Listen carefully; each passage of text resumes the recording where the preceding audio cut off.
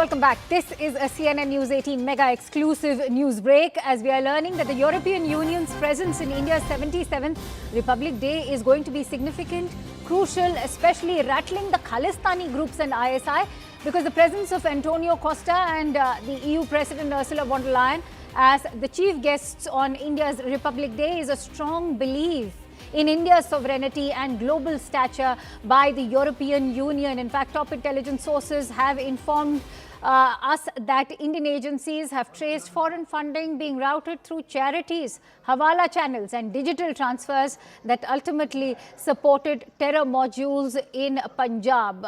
And perhaps India is now looking towards EU when it comes to aiding its fight as far as terrorism is concerned. So you can expect EU nations to join hands with New Delhi now in counter-terrorism efforts, especially when it comes to addressing the menace being spread across Indian soil when it comes to the ISI or even the Khalistani groups. As we are being told is that Indian agencies are currently also addressing European diplomats with regards to the threat that the ISI and Khalistani groups are causing to India. And you can expect the European Union to now be on the same page.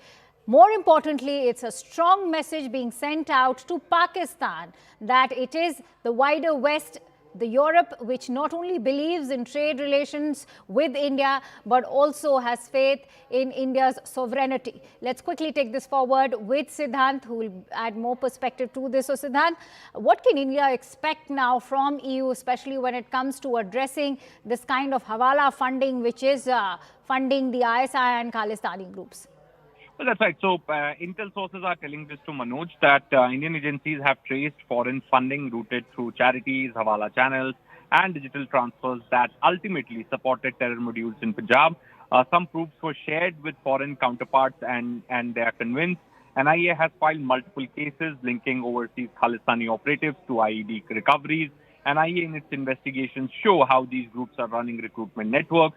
NIA cases documented Pakistan-linked funding and common command structures. EU institutions are convinced that presence of such group is a domestic security risk for Europe. In fact, recent attacks probed by NIA and charge sheet in 2025, grenade attacks on Punjab Minister Manoranjan Khalia house in Jalandhar, April 2025, and 4 accused charged and found links with Babbar Khalsa, etc., etc. So, definitely it is a concern, and in fact, defense and security is a very major area of cooperation between India and the European Union. In fact, this time around also, when the trade deal will be announced, there will also be some development as far as defense and security cooperation is concerned. So definitely there is an existing mechanism, and in fact, there's also going to be an elevation in that mechanism which we are expecting at the time of the visit. Many thanks to you, Siddhant, for putting that into perspective for us. Let me quickly bring in retired Major General A.K. Sivach, who's also a defense expert, joining me on the broadcast with more details. Major General Sivach, please add more perspective to this. As Siddhant was also highlighting right now that we can expect an elevation in, say, the EU-India counter-terrorism efforts. How do you think both can join hands, given that EU has in itself sort of borne the brunt of terrorism perpetrated by the wider Gulf and even Pakistan? No doubt about it. As far as this visit is concerned, the President of EU Commission, who's coming now basically to attend the Republic Day parade, and thereafter there are chances of free trade agreement signed on 27th of January. Now, a number of other issues will be discussed, and this counter-terrorism issue is very much important both for European Union as well as India. India has been also a victim of terrorism, which is cross-border terrorism emanating from Pakistan, and so is the European Union, and especially European Union is feeling the brunt of illegal migration which has taken place over a period of time.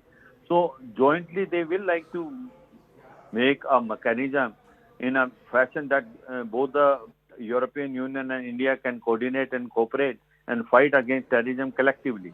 I suppose this will be a very, very important move.